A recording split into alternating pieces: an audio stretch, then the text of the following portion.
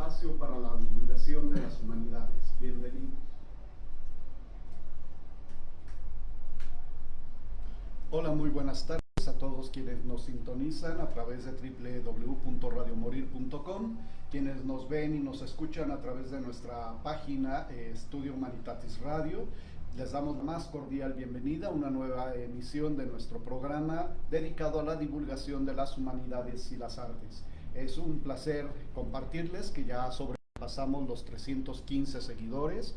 Gracias por su preferencia, gracias por reproducir nuestros videos, por difundirlos, gracias por darle like y seguirnos. Es un orgullo y un placer para nosotros pues saber que estamos cumpliendo con el objetivo de este programa, pues que es la divulgación de las humanidades y las artes. Alejandro, buenas tardes. ¿Qué tal, profesor? Buenas tardes, sean todos bienvenidos a una emisión más de Estudio Humanitatis Radio con un tema muy interesante el día de hoy, profesor. Y pues bueno, agradecerles mucho que sigan reproduciendo nuestros videos, que nos sigan viendo en vivo. Esperemos cada vez llegar a más público y que tengamos más invitados también. Anímense a venir, a mandarnos sus propuestas de temas y sus trabajos, por ejemplo, de investigación, en el caso de algunos alumnos, o de profesores, investigadores, profesor. ¿Qué tenemos para el día de hoy, profesor? Pues hoy tenemos varias cosas, como ya muy bien lo dijo Alejandro, tenemos un programa muy interesante. Enseguida presentaremos a nuestro invitado, que viene acompañado de su profesor tutor, que los ha encaminado en una serie de reflexiones muy interesantes. Pero empezamos con un anuncio que tiene que ver con un fin de semana dedicado a las artes contemporáneas. Es el llamado Art Weekend Guadalajara 2025, un fin de semana a partir del 30 de enero, dedicado a la exposición en distintas galerías, tanto particulares como públicas, a exposición de producciones artísticas contemporáneas. Se busca con ello fomentar la enorme creatividad que es posible encontrar en todo México, utilizando como inspiración suelo fértil para el arte y el diseño de vanguardia, pero sin dejar de lado la riqueza gastronómica, artística y cultural, así como el respeto a las tradiciones de la capital del estado de Jalisco, Guadalajara, que es la perla de Occidente. Es muy importante pues que estén al pendiente de las páginas oficiales de Art Weekend Guadalajara 2025, así como las del gobierno de Guadalajara, que son pues las instancias que organizan este evento. No se lo pierdan, sin duda va a ser muy interesante. Y en nuestra cápsula, recordando a propósito del tema que nos va a ocupar el día de hoy, ¿a quién recordamos, Alejandro? Pues en esta ocasión recordamos a Adam Smith, filósofo, economista. Él nace en Escocia. No tenemos fecha aún conocida de su nacimiento, pero tenemos su registro, que es el 5 de junio de 1723 en Kirkcaldy, Escocia, y fallece el 17 de julio de 1790 en Edimburgo. Es considerado uno de los padres fundadores de la economía moderna y su obra más influyente es La riqueza de las naciones, publicada en 1776. Smith estudió en la Universidad de Glasgow y luego en la Universidad de Oxford. Más tarde se desempeñó como profesor de lógica y filosofía moral en la Universidad de Glasgow, donde desarrolló gran parte de sus ideas económicas. La riqueza de las naciones, que es su obra más insigne, profesor, abordó temas como la división del trabajo, la teoría del valor, la importancia de la competencia y el libre mercado, y la mano invisible, concepto con el que describe cómo las acciones individuales orientadas por el propio interés pueden conducir al beneficio colectivo de la sociedad, profesor. Y es uno de los padres de la economía y en consecuencia pues de la economía política también, profesor. Así es, ahí a lo mejor discreparíamos un poco, porque ya en la escuela de Salamanca desde el siglo XVI, sí, teóricos como Tomás de Mercado pues hablaba sobre la teoría del valor, el justo precio, el valor del dinero, el tema de los intereses, etcétera. Entonces ya para algunos, desde la escuela clásica por ejemplo, llegan a reconocer a los autores de la escuela de Salamanca como los verdaderos fundadores de la ciencia de la economía. A lo mejor, bueno, David Ricardo, Adam Smith, los padres de la economía moderna, pero la ciencia económica arranca desde los escolásticos. Tenía que sacarlo. Sí, también recordar que Francisco Javier Clavijero tiene trabajos sobre el mercado, sobre cómo se trasladaban las mercancías y el valor de las mercancías de la América a Europa. Así también hay estudios importantes de novohispanos. Importante. Bien, pues vamos a iniciar con nuestro programa del día de hoy, cuyo tema, el neoliberalismo, una economía biopolítica. Va a ser pues presentado por Gustavo Ángel Cadena Romo, a quien le damos la más cordial bienvenida. Muchas gracias. Este tema lo está desarrollando nuestro invitado como parte pues de lo que ha estado reflexionando sobre su tema de investigación de tesis, y pues viene acompañado de su maestro, el maestro Hugo Velázquez Villa del Desmos. Ya nos ha acompañado, bienvenido. Gracias. Pues el maestro viene como de apoyo para sus alumnos, que agradecemos muchísimo el impulso que le ha dado a sus estudiantes y pues el interés que ha mostrado también usted y ellos por estar en nuestro programa. Y pues eso nos permite, como ya decía Alejandro, pues decirle a nuestro público que esa es la intención del programa, que sea también un escaparate para que los estudiantes puedan platicar un poco sobre sus inquietudes intelectuales, sus intereses filosóficos, literarios o artísticos, porque pues está abierto a las humanidades en general. Y pues hemos tenido muy buenos ejemplos de esas reflexiones filosóficas con los estudiantes que han estado aquí acompañándonos en estas sesiones de nuestro programa. A quienes nos ven y escuchan a través de nuestra página en vivo pueden dejar sus comentarios, preguntas, saludos, como ya lo hace Gustavo Cadena, manda saludos. Gracias, pueden dejar en el chat y seguramente si hay preguntas nuestro invitado las responderá con mucho gusto. Platíquenos un poco, Gustavo Ángel, ¿cómo nace la idea, el interés de estudiar este tema del neoliberalismo como parte o vinculado a su tema de investigación de tesis de licenciatura? Bueno, principalmente, perdón, lo interrumpí, principalmente nace por un interés personal desde siempre sobre la política, sobre qué es el discurso o cuáles son los fundamentos que pueden explicar el hoy en día, ¿no? Cómo funciona la economía y la política de nuestros días, ¿no? Tanto en nuestro país como a nivel internacional. Y pues evidentemente si revisamos la historia, particularmente yo leí a David Harvey, que fue como una bibliografía para mí para encaminarme al terreno económico y también político dentro de la historia. Pues nos damos cuenta del impacto que puede tener el neoliberalismo, que ahorita ya vamos a abordar cuál es la diferencia precisamente entre este concepto y el liberalismo. En la economía a partir del siglo XX, a mediados y principalmente en los años 70, 80, cuando ya podemos ver una liberalización del mercado por parte también del Estado, que particularmente esta contradicción puede señalarse en este programa, es promovida por el Estado mismo y que obviamente parte también de intereses privados, capitales, que bueno, influyen cierto tipo de poder dentro de la política. Muy bien. Y bueno, como ya veíamos al inicio, y nos lo platicaba Alejandro en esta breve biografía de Adam Smith, pues el liberalismo surge más o menos siglo XVIII en adelante, y pues hay esta como tendencia que el Estado no intervenga en la economía, sobre todo frente a las posturas, no sé, regalistas, por ejemplo, que llegaron a imperar muchísimo en España, que le daban mucho poder al rey para controlar toda la actividad económica, o en Francia. Recordemos que pues, la dinastía de los Luises tenían también esa como tendencia a controlar la economía, o al menos muchos sectores de la producción económica. Y surge esto del liberalismo, pero neoliberalismo. Uno piensa en los neos y piensa que de alguna manera hay como una especie de cambio de posiciones, de nuevos conceptos en las doctrinas anteriores, pero ¿cuál sería la diferencia, ya más específicamente hablando, entre el neoliberalismo y el liberalismo como el que nos acaba de mencionar? Pensaría que en principio son completamente iguales en lo teórico.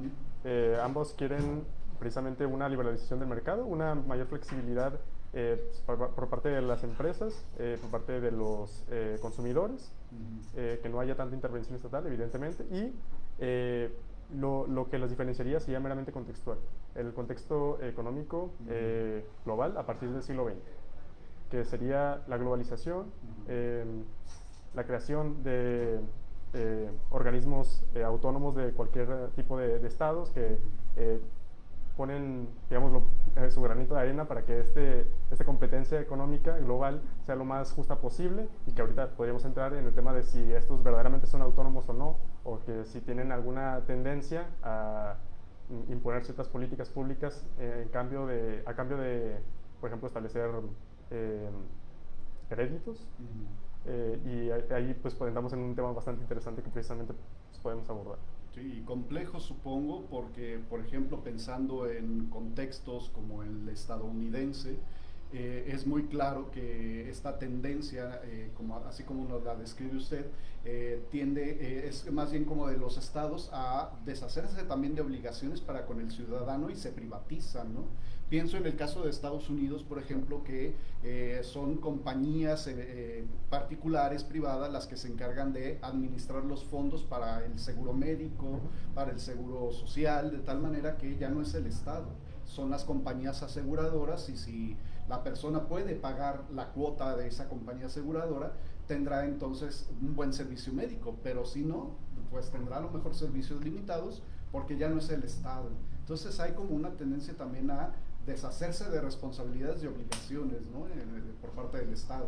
Sí, y digo, también podríamos indicar precisamente pues, la tendencia meramente ideológica que podrían tener los políticos, o si lo podemos, la concordancia que tienen los políticos con ciertos capitales, o la financiación que estos podrían darles a estos con tal de llevar políticas públicas que beneficien a sus intereses. Pero así como lo comenta precisamente, ay, se me fue el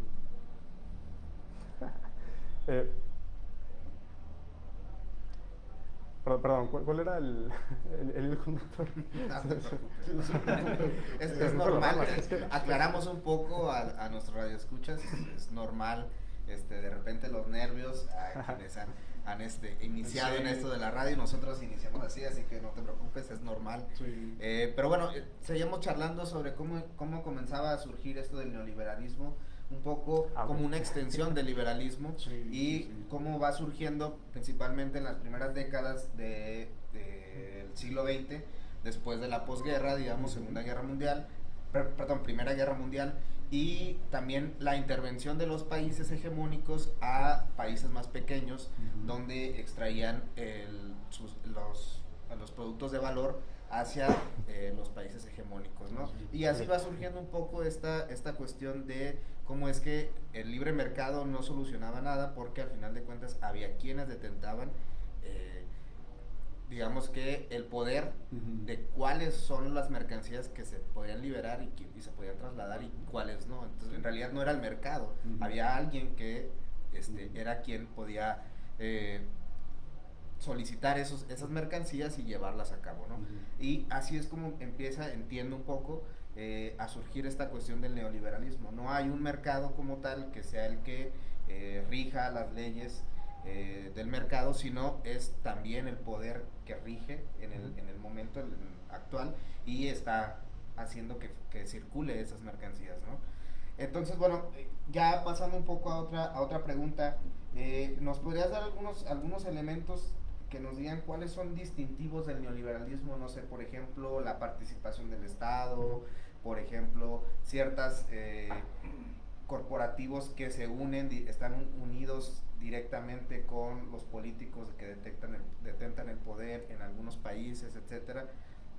No sé si tienes por ejemplo, una de las características precisamente pues, podría ser la injerencia del Estado para favorecer políticas públicas de intereses privados, ¿no? Pero también estas organizaciones autónomas de la economía, como el Fondo Monetario Internacional, el Banco Mundial, pues su tendencia ideológica, que también está acoplándose, bueno, se acopló al neoliberalismo principalmente desde la década de los 80s, con Ronald Reagan, Margaret Thatcher.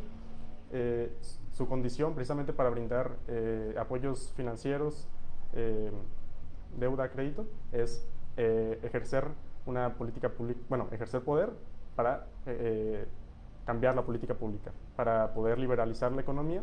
Pero también aquí, por ejemplo, entra el caso de grupos financieros, fondos de inversión, que podrían especular perfectamente con las divisas de países, como tú lo mencionas, países del sur, países no desarrollados o en desarrollo. Y a partir de aquí se...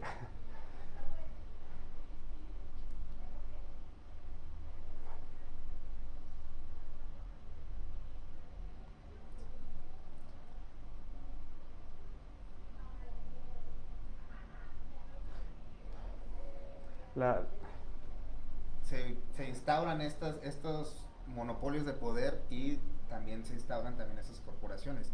En efecto, hay una teoría muy interesante en Latinoamérica que es la teoría de la dependencia, que precisamente trabaja esa cuestión, cómo es que en el caso de América del Sur, Estados Unidos coloca ciertos corporativos y esos corporativos están ligados directamente con el poder y esos corporativos funcionan como una especie de extractores de los recursos naturales y los mandan directamente a Estados Unidos y eso alimenta la maquinaria de poder de Estados Unidos y su hegemonía en el mundo, ¿no? Y la globalización pues tiene mucho que ver con ello porque quienes detentan el poder, al final de cuentas, en esas décadas era Estados Unidos, era el gran imperio. Sí. También nos lo decía precisamente nuestro invitado, este fenómeno de la globalización pues ha enfatizado muchísimo esta expansión del neoliberalismo a distintos ámbitos y nos platicaba también a propósito de esta cuestión corporativa, estos organismos internacionales. En algún momento dado, como bueno mencionaba el Fondo Monetario Internacional, ¿qué otros organismos internacionales? Puede ser el Banco Mundial, la Organización Mundial de Comercio, pues todos en teoría se organizan el campo de juego donde podría llevarse a cabo este libre mercado de manera lo más apegada al modelo liberal, al clásico. El problema ¿cuál es? Que, por ejemplo, Estados Unidos, Inglaterra,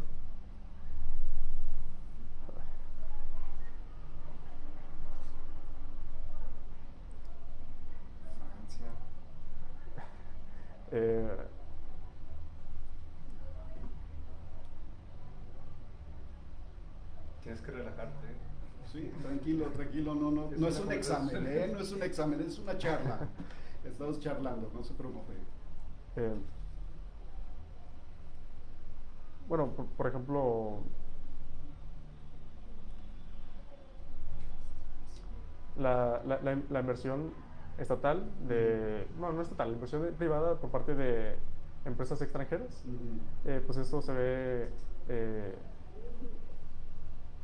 potenciado por esas políticas y digo, no es algo bueno o malo, ¿no? Es como simplemente son lógicas del mercado, pero al invertir en países que no están tan desarrollados, pues obtienen mano de obra barata. Esto obviamente maximiza las ganancias, pero por ejemplo en el caso de los 80s en Estados Unidos con Ronald Reagan, pues esto también ocasionó una mayor inflación por parte bueno, más bien una pérdida del poder adquisitivo por parte de los estadounidenses. Lo mismo pasó en Gran Bretaña. Prácticamente pasaron a generar una alza en el desempleo y esto ocasionó un ejército industrial de reserva que pueden precisamente estos mismos organismos productivos, ya no tanto financieros, de dentro de los países de sus propias economías, en lo nacional, pues utilizar para poder maximizar sus ganancias a cambio de pues un empleo, un pago, precarizar los empleados. Sí, eso genera pues condiciones de explotación, son célebres muchos casos en África, en Latinoamérica, en México, en Chiapas, por ejemplo, un empobrecimiento bárbaro de unas comunidades que enviaban a sus familias, casi a todos los miembros de la familia, a trabajar en el teñido de mezclillas. Claro. Y eso generaba también no solamente precarización del trabajador, sino también hasta daños a la salud, pero no había políticas claras ahí para obligar a las empresas a pagar, restituir los daños a la salud de los empleados, ¿no? complicado. Pero hay otro asunto que ha estado saliendo como en lo que nos ha estado platicando sobre este asunto del liberalismo, el neoliberalismo, que es la política. Concepto de política no lo vamos a definir aquí, mucho menos nos llevaría todo el programa o más, pero sí el concepto de biopolítica, que creo que es parte de lo que está estudiando precisamente como un concepto central en su investigación de tesis. ¿Qué es biopolítica? Porque es muy raro, bueno, yo nunca había escuchado ese término, lo había leído alguna vez referido a Foucault, que a lo mejor sí. también nos platica un poquito sobre él, pero ¿qué es biopolítica y cómo entender ese concepto, ese término vinculado precisamente al neoliberalismo? Pues biopolítica es simplemente el poder que puede ejercer cierta institución con el suficiente poder, ahorita vamos a abordarlo, para generar una conducta o una influencia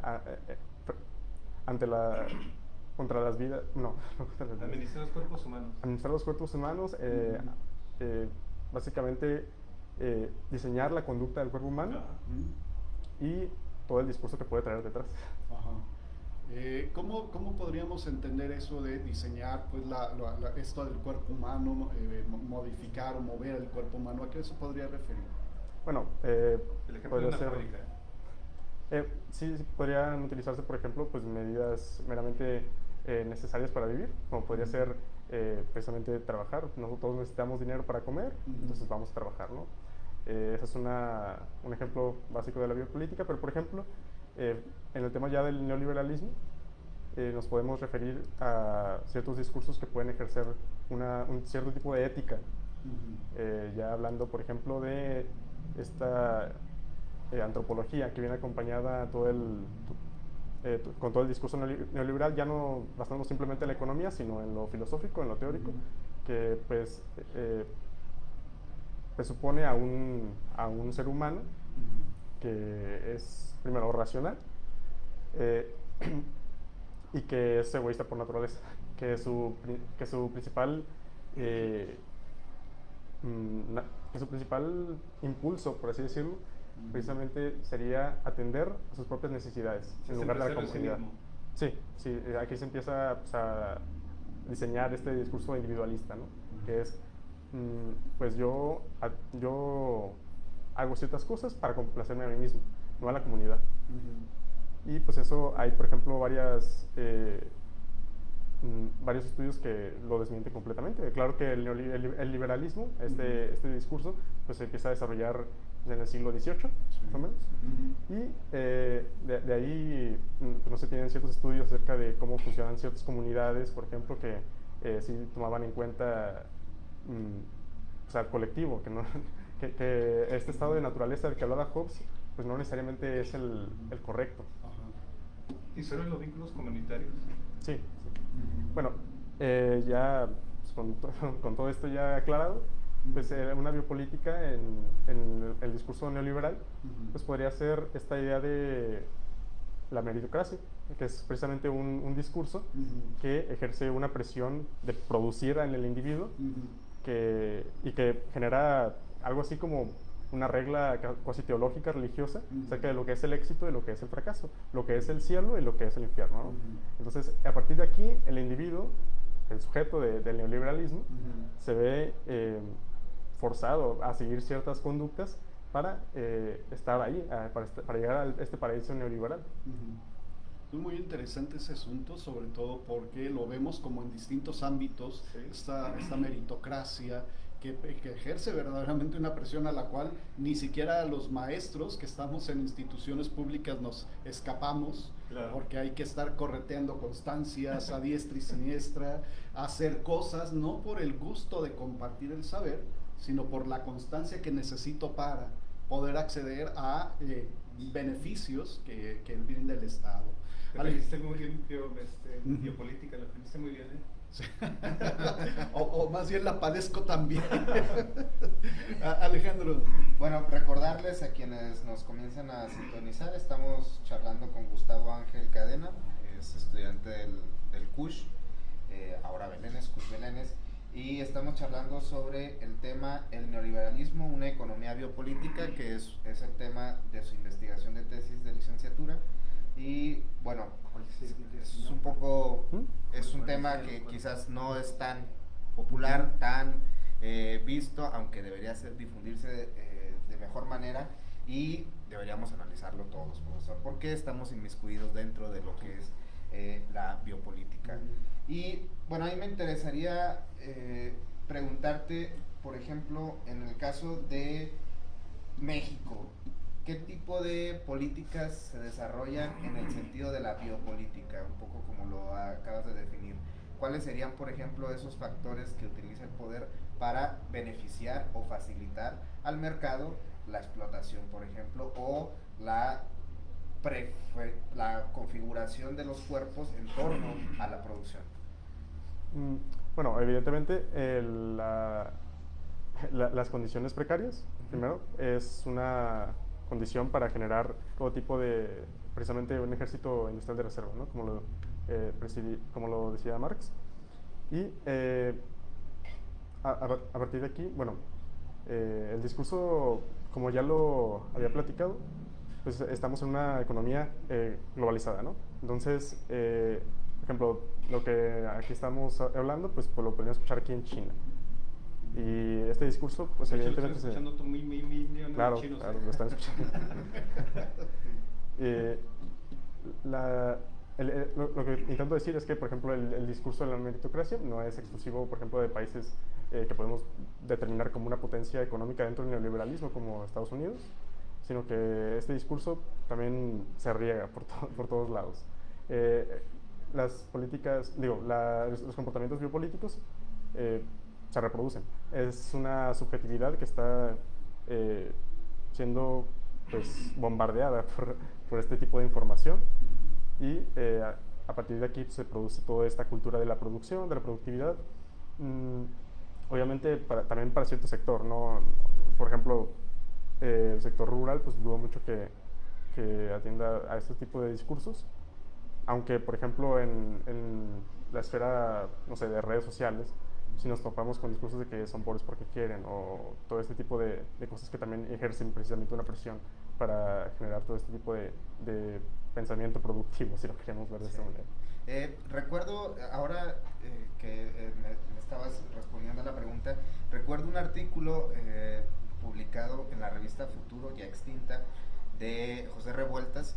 Es un artículo sobre el caso de Polonia, si mal no recuerdo, y comentaba él, porque ya empezaba a hacer una serie de críticas hacia esta cuestión de el neoliberalismo, y lo hacía en oposición al liberalismo y decía, es que para el liberalismo los poderes políticos, sobre todo los gobiernos, eran un lastre para el crecimiento económico, y en el neoliberalismo los gobiernos son facilitadores del crecimiento económico y por ende de esta dinámica de mercantilización y de producción masiva.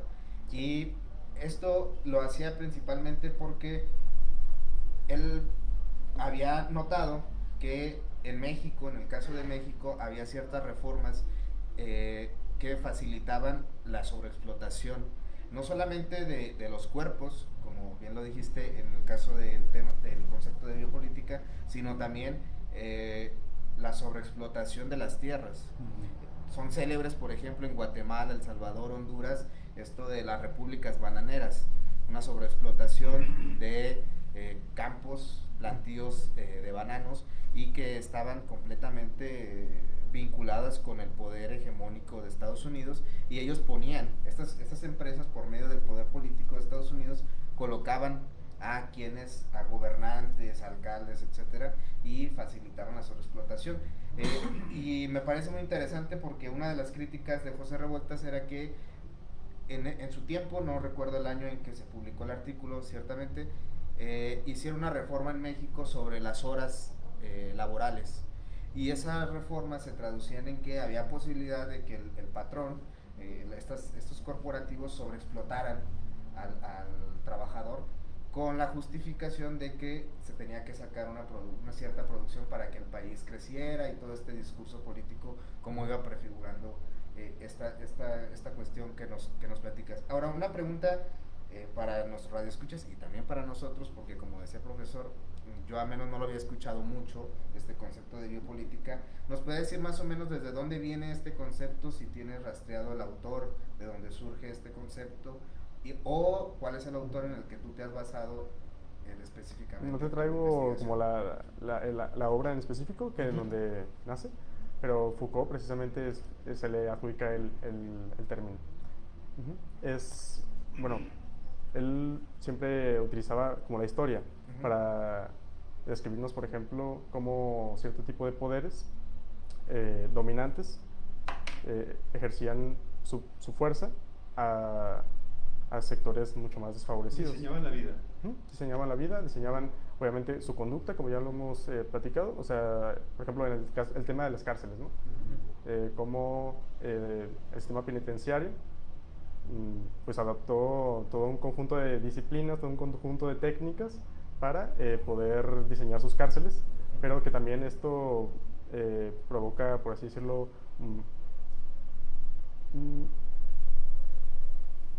Creo que por el ejemplo más claro sería el del COVID, ¿verdad? El COVID es un ejemplo, es un conjunto de políticas que sirven, que ejercen fuerza al cuerpo, obviamente frente a un discurso ideológico, que no es ni bueno ni malo, simplemente es como una consecuencia de. Y Foucault precisamente lo llama, bueno, lo lleva a este concepto a cómo las clases dominantes pueden movilizar cierta población, hacer ciertas cosas que les convengan. Por ejemplo, a través del poder también, poder político. Por ejemplo, el tema de las workhouses, que pasó en Inglaterra, en Francia, y que más bien bajaron salarios las corporaciones, las fábricas, y esto aumentó evidentemente las personas que están en la calle, los locos, ¿no? Que también esta es una categoría como que podemos poner en cuestión de que era un loco en ese tiempo, y cómo también esto ejerce como una presión biopolítica para la generación de actividades que precisamente toda esta exclusión, todo este otro que el poder hegemónico no podía tolerar, pues es impulsado a estas workhouses para bajar los precios, para bajar los precios del salario y tener mano de obra barata. Sí, creo que el ejemplo más claro de biopolítica es lo que decimos, es bienes si el cuerpo lo sabe, ¿verdad? Ah, sí. Sí. Las clases subalternas es el bienes el día de fiesta. ¿Y qué nos indica por qué el bienes tendría que ser el día de fiesta? Porque nos pagan el salario, ¿no? Sí. Y entramos al bienes ya muy resignados a que tenemos que divertirnos. Es una política diseñada de poder para los cuerpos precarizados. Y entre broma y broma la verdad se asoma cuando de repente también salen estos otros memes de llega la quincena, pero ya ven, estoy llorando porque tengo que pagar y tengo que pagar y tengo que pagar. Pues eso enfatiza todavía más esta idea de la precariedad, ¿no? Sí, es un diseño subjetivo que no nos damos cuenta que existe y solamente lo padecemos de una manera inconsciente. Sería un poquito así vagamente la idea de biopolítica. Lo que pasa es que Gustavo está un poco nervioso. No, normal, relájese, disfrútelo. Sí, no son preguntas de examen. Sí, no son preguntas somos de examen. sinodales. Efectivamente. Es un título de licenciatura. Pero pues sí queremos también aprender un poco. Yo estoy aprendiendo de todos los invitados que nos han acompañado, aprendemos mucho. Y pues en la búsqueda precisamente para prepararnos para el programa nos salió también el concepto de biopoder. Si hay política, hay poder. Sí, claro. Si hay biopolítica, hay biopoder. ¿Cómo sería esto del biopoder? Aunque creo que ya en parte nos ha expuesto algunas de estas estrategias. ¿Qué sería esto de biopoder? Y si también es un concepto que haya aparecido en las lecturas que usted ha hecho, por ejemplo de Foucault o no sé qué otro, o qué otro autor también nos podría referir. Villacañas, por ejemplo, es el que utiliza a Foucault. En mi caso yo lo estudié bastante para entender esta concepción de teología política, que precisamente sería entender el capitalismo en un sistema global, que sería el neoliberalismo, frente a sus contradicciones, o cómo se podría justificar precisamente enfrentándonos a una catástrofe ambiental, a contradicciones dentro de la economía, inflaciones que por ejemplo son producidas por más que nada por maximizar la ganancia cuando precisamente no son, por ejemplo, ay, perdón, la inflación normal no estaría tan grande como esperaríamos. Eso pasó, por ejemplo, en los años 70 en Estados Unidos, en la ciudad de Nueva York. Las empresas ya no estaban ganando tanto dinero y pues solicitaban por parte del propio Estado que bajara todo el estado de bienestar, todo lo que podríamos denominar como salario mínimo, ajustándolo precisamente a las preferencias de las empresas. Esto para generar mayor ganancia y, por ejemplo, el tema de biopoder sería algo implícito en todo esto, ¿no? El biopoder pues, es algo que se ejerce por parte de todas estas instituciones. La biopolítica pues, es precisamente lo que lo podría legitimar desde el discurso, desde la política. Administrar la vida. Me hizo pensar en el outsourcing, que prácticamente claro. le restaba ya a la empresa cualquier obligación que tuviera para con sus empleados, que fue un tema bien discutido. ¿Perdón? Pagaban por horas. Pagaban por horas y además ya no era la empresa la que le tenía que gestionar el seguro social, las cuestiones de pensión, asegurarle pues al trabajador un mínimo, a propósito de esto que nos acaba de decir muy bien Gustavo, un mínimo de derechos, justicia, porque ahora eran las empresas que subrogaban precisamente la contratación y en ese proceso el que salía perdiendo era el trabajador. El trabajador, porque ya no tenía seguridad sobre quién iba a pagarle el seguro social, si iba a generar antigüedad. Ninguna prerrogativa se quedaba. Ninguna, prácticamente, y el salario era también una cuestión bien complicada, porque ya no le pagaba directamente a la empresa, sino a la subrogataria. Entonces me hizo recordar mucho esto, y con lo que nos decía anteriormente, perdón que me regrese tantito, un poco a estas estrategias que el mercado implementa para modificar los comportamientos humanos. Estaba pensando si también estas formas de comportamiento del cuidado corporal, en el que ahora se insiste mucho, tenga que ver también algo esta continua presión que ejerce el mercado, porque pues ahora la cuestión de tienes que verte bien, tienes que lucir bien, tienes que estar, como dice la chaviza, mamey, es decir, bien formado, bien formado, o por ejemplo, entonces quería preguntarle, cuando salió eso a relucir me vino el flashazo y quería preguntarle si también esto podría entenderse como una forma de estrategia precisamente del poder en el neoliberalismo. Sí, bueno, el neoliberalismo precisamente, ya dije esto como mil veces, ¿no? Precisamente. ¿Qué quiere el neoliberalismo de los cuerpos obreros? El neoliberalismo pues quiere controlar a los cuerpos para maximizar ganancias, ¿no? Sí. Esto obviamente implica el mercado. ¿Y cómo se ejerce una mayor presión al individuo por parte de estos poderes para que compren? Pues con una cantidad de dispositivos de poder que podemos llamar pues, los medios de comunicación. El Estado es el principal enemigo del neoliberalismo, ¿eh? Sí, si nos vamos a la teoría clásica, ¿no? Pero digo, el Estado siempre ha estado ahí como imponiendo políticas públicas. Por el tema, la rama a la que queríamos llegar era el tema del mercado, ¿no? De cómo el poder, por ejemplo, el tema de la belleza o de que nunca es suficiente, pues eso es una estrategia del mercado pues para promover el consumo, nada más. Sería como aprovechar ciertas pulsiones de placer, que por cierto Villacañas en su obra saca a relucir este concepto de plus de goce, que es un concepto que proviene de Lacan y que hace referencia a pues este deseo que simplemente quiere desear, que no se satisface, que no tiene una satisfacción. Y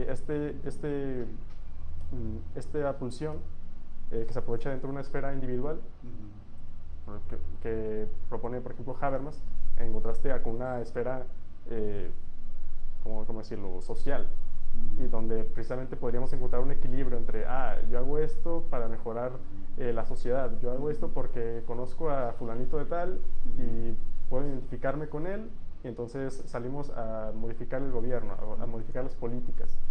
Bueno, pues precisamente el discurso liberal, el discurso neoliberal, que viene con también muchas financiaciones de think tanks por parte de, por ejemplo, en los años 70 más o menos era el 50% del capital de Estados Unidos, los que financiaban precisamente a estos think tanks. Pero ya volviendo a Avenida Cañas, sería presentada, bueno, este choque entre esferas se vería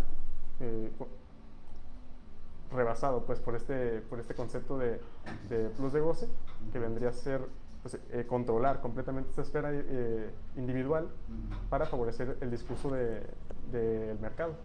Y eso fomenta precisamente que se genere más mercado. ¿Por qué? Porque pues quiero verme bien, pero tengo que comprar la proteína, tengo que pagar el gimnasio, tengo que comprar la ropa deportiva, y ya cuando estoy bien torneadito tengo que comprar la ropa que me haga lucir el trasero y los bíceps o los pectorales que me moldee en horas de gimnasio. Entonces uno piensa en toda la cadena que se desata nada más con una especie como de modelo impuesto precisamente para iniciático, ¿eh? Así es. Y lo veíamos precisamente en el programa anterior sobre la idea de masculinidad, sí, claro, que se planteaba como una especie de modelo arquetípico de tienes que estar así, seguirlo así, y si no estás así, lo que tenemos que cumplirlo obligadamente. Así es, tú estás mal si no te adecuas a este modelo. Entonces yo pensaba precisamente en esto.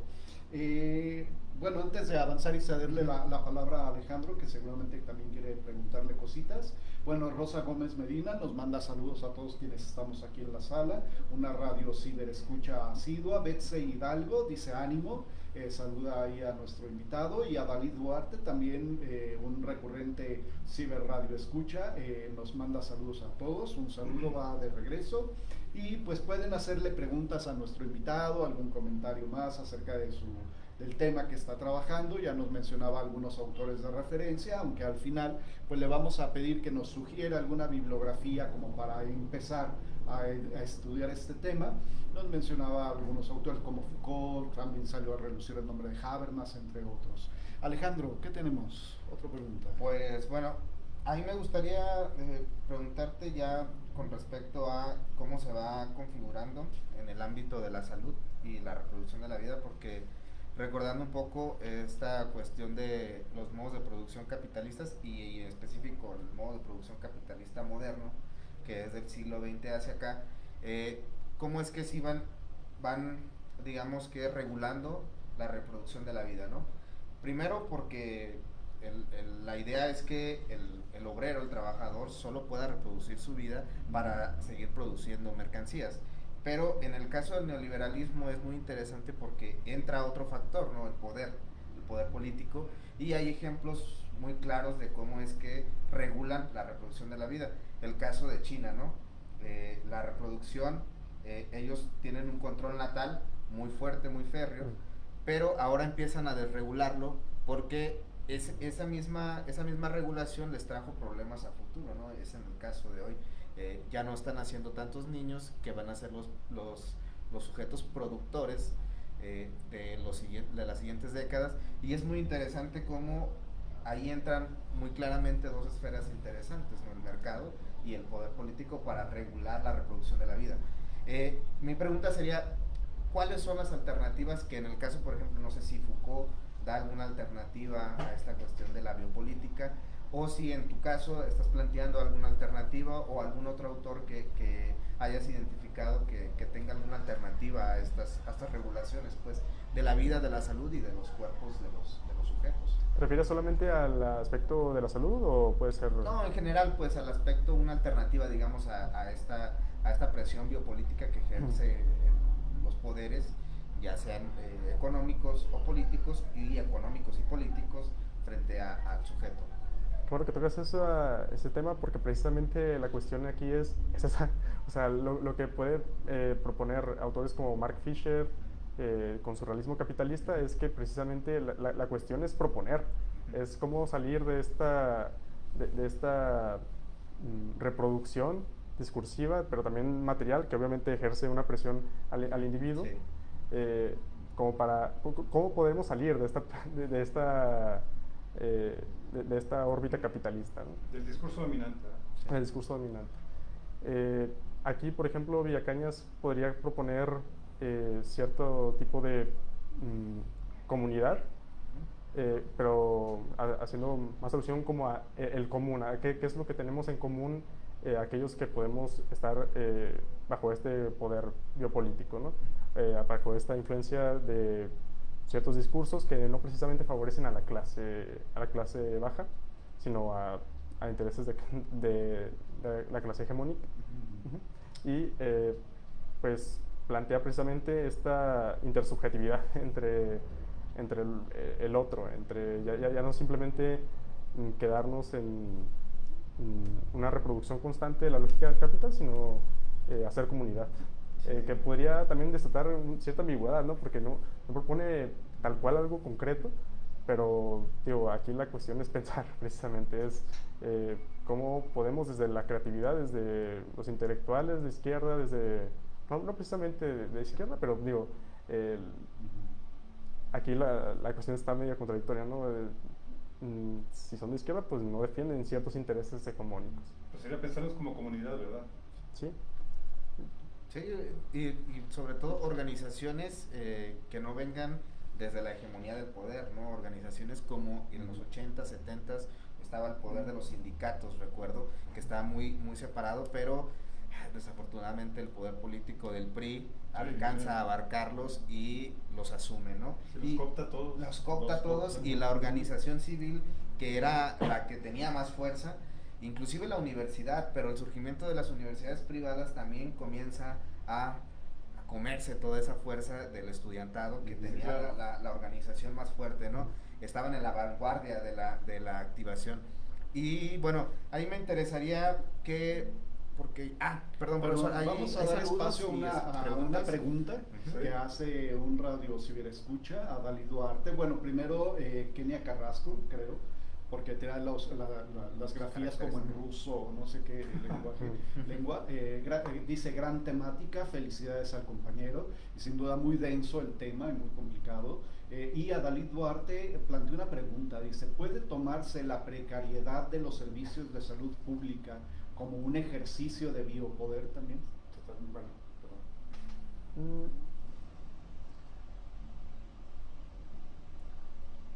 Si la pregunta viene a ver quién administra la vida y la muerte en los servicios de salud. salud públicas, principalmente públicas. Digo, podría, evidentemente ejerce poder sobre la vida, ¿no? ¿Cómo podríamos nosotros movilizarnos? Pues es lo que, o sea, desde una perspectiva de clase, pues es lo que nos toca, ¿no? Este tipo de transporte que no es tan eficiente. Claramente sería una medida biopolítica, pero bueno, ya el discurso que podría estar detrás pues estaría determinado por factores políticos de cómo se administra la ciudad, ¿no?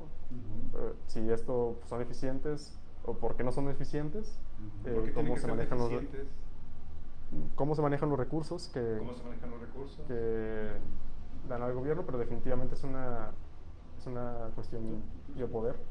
Y en términos, por ejemplo, también de servicios públicos, como el de la salud, pues yo pensaba, conforme lo que iba platicando Gustavo, pensaba también precisamente cómo se insiste ahora en el autocuidado para que el Estado no tenga que cuidarnos, ¿no? Chécate, mídete y pésate, dice la cancioncita de Lins. Y uno pensaría, qué buena onda, ¿no? Se quieren cuidar. Se están preocupando por mí. Se preocupan por mí, pero ¿cuál es la realidad de fondo? Pues no queremos gastar dinero público en tener que cuidarte cuando estés viejo, obeso, achacoso. Ni tiempo ni dinero. Ni tiempo ni dinero, porque tenemos que pagar medicinas, cama de hospital, alimentación cuando estés en el hospital. Sí, necesitas cargo de tu salud. Sí. Entonces hay una especie como precisamente esto que nos comentaba ya en su momento muy bien el compañero, el invitado, que es un desligarse también del estado de la responsabilidad de tener que cuidarnos. Una cosa complicada. Y bueno, como para ir perfilando ya un poquito el cierre de nuestro programa, pues siempre se nos va el tiempo en temas bien interesantes como este. Queríamos preguntarle si nos puede orientar un poco con qué bibliografía, qué libros o qué texto, ya nos mencionaba Villacañas, a ver si nos puede compartir la bibliografía de este autor, o qué otro texto pudiéramos acercarnos quienes no conocemos del tema, pero que queremos indagar precisamente a partir de lo que nos ha compartido. Pues podríamos, podría recomendar las historias de Foucault, tanto de historia de la clínica, historia de la sexualidad, historia de la expresión, que sería vigilar y castigar. Ahí tal cual no se explica, creo, tanto el concepto de biopoder y biopolítica, pero es un ejemplo, es una muestra pues del concepto. Es como desde los poderes hegemónicos se utiliza, puede utilizarse el Estado para una presión una presión discursiva, pero también material acerca de estas clases desfavorecidas. ¿El de Villacañas cómo se llama el texto? Villacañas sería neoliberalismo, una teología política. Teología política. De Habermas, que te dio a pensar cuál sería el texto. De Habermas precisamente lo agarro de Villacañas, que es quien da ese ejemplo de la esfera, del dominio individual que se choca contra este dominio global. ¿Y Aquile Membe no te sirve para pensar? ¿Quién? Aquile Membe, necropolítica. No estoy familiarizado. Pero también, por ejemplo, en el tema de la economía ya del neoliberalismo, podría ser David Harvey. Es una buena introducción a la situación global y cómo se integra el discurso neoliberalismo desde Gran Bretaña y Estados Unidos hasta todo el mundo y sus implicaciones. Bien, ahí están algunas referencias. Un comentario, profesor, para ir cerrando. Un comentario, lo leemos así tal cual, es un tanto largo, pero igual pues lo leemos porque creo que también viene una pregunta. Dice que Kenia Carrasco: compañero, felicidades. Respecto al biopoder y pensando en el contexto latinoamericano, perdón, es que agregó más texto, ¿podría caber la posibilidad de que en las sociedades contemporáneas no solo hablemos de un control de la vida o administración de la misma, sino de aniquilación de la vida? Todo esto me recuerda a la necropolítica, que creo que es presente la que estaba mencionando también el maestro, de Mbé, que es una relectura de la biopolítica. Lo vemos precisamente en los contextos donde el narcotráfico, el crimen organizado, los gobiernos aniquilan, Dios, que es un tanto largo el texto, aniquilan a grupos de personas y fundan hasta políticas o economías al respecto. Véase en las desapariciones, el reclutamiento de personas para el sicariato, la explotación del cuerpo de las mujeres en beneficio de ciertas élites, etcétera. Pensando en que esto es una nueva forma de biopoder, esta necropolítica, ¿hay algo que te gustaría reflexionar al respecto? Bueno, es un tema amplio, pero podría comentar que, por ejemplo, el tema del terror es un mecanismo que podría facilitar, por ejemplo, el control o la imposición de medidas políticas, medidas públicas para el control de los cuerpos. El tema de... Si el punto es que la biopolítica administra la vida y la necropolítica la muerte, usualmente tiene que ver con recursos naturales. Por ejemplo, si una comunidad indígena y abajo tienen petróleo, tienen que desplazarlos, asesinarlos o correrlos o violentarlos para que permitan la explotación de recursos minerales. Nos hace pensar en la resistencia birrárica y viricuta, un tema muy importante. Bien, se nos vino ya el tiempo encima. Solo 5 minutos más, entonces. Antes de cerrar, porque ya el operador, a quien le saludamos, nos da 5 minutitos más de tiempo aire, le agradecemos muchísimo. Decíamos precisamente que esto que nos comentaba y que profundizaba también el maestro me hacía pensar en Viricuta y la resistencia de los pueblos originarios, y una cuestión bien interesante que era esta oposición al mercado, a la explotación, etcétera. Se le oponía la resistencia de la tradición, la identidad cultural, los vínculos comunitarios y terrenales, porque era su tierra ancestral. Y pues estaba esta disputa con la minera, una minera creo canadiense por los territorios de Viricuta. No sé, seguramente nuestro público recordará ese caso.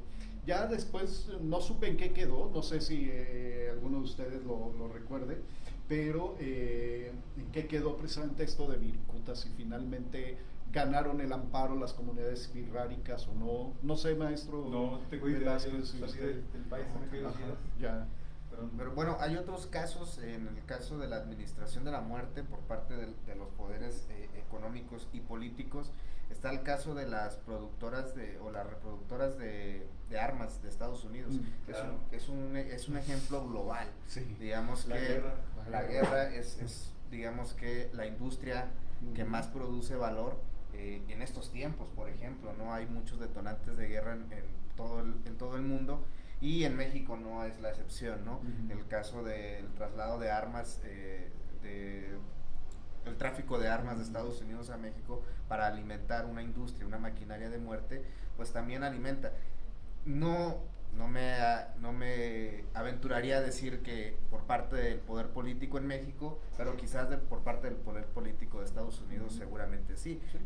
Gran parte de las industrias están amparadas y están ligadas directamente con políticos de alto rango de Estados Unidos, ¿no? Entonces sería un ejemplo, otro ejemplo. Y tienen lobbies para negociar. Para negociar. ¿No? Y se defiende desde la Constitución porque Claro. es tu derecho el comprar armas para defenderte o portar armas, y el Estado no te puede coartar ni siquiera eso. Entonces eso Claro. fomenta el tráfico de armas, la compraventas, etc. Sí, creo que Alejandro, ¿verdad? Lo dijiste de una manera muy adecuada, es una industria de la muerte. Sí. Que es productora, es reproductora de la economía y mueve una rueda gigantesca Sí, claro. de poder Y la vista de económico. todo el mundo. Sí. Es como la venta de cigarro, ¿no? O de tabaco. Sí, Son claro. de esas drogas legales que matan, que luego viene la industria de hay que fomentar las campañas para reducir el consumo del cigarro, pero se sigue vendiendo cigarro. Sí, claro. Y el Estado ya no quiere cuidarte si te da cáncer o enfisema pulmonar por fumar, etcétera. Bien, ahora sí estamos ya cerrando. Bueno, Kenia Carrasco dice: estoy de acuerdo con tu comentario sobre el miedo. Gracias, compañero Gus.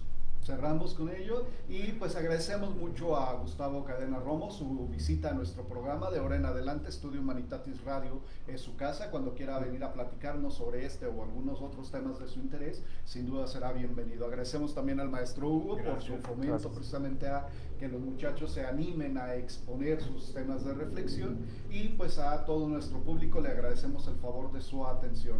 Nos vemos y escuchamos hasta la próxima. Hasta la próxima. Gracias, hasta luego. Gracias. Esto fue Estudio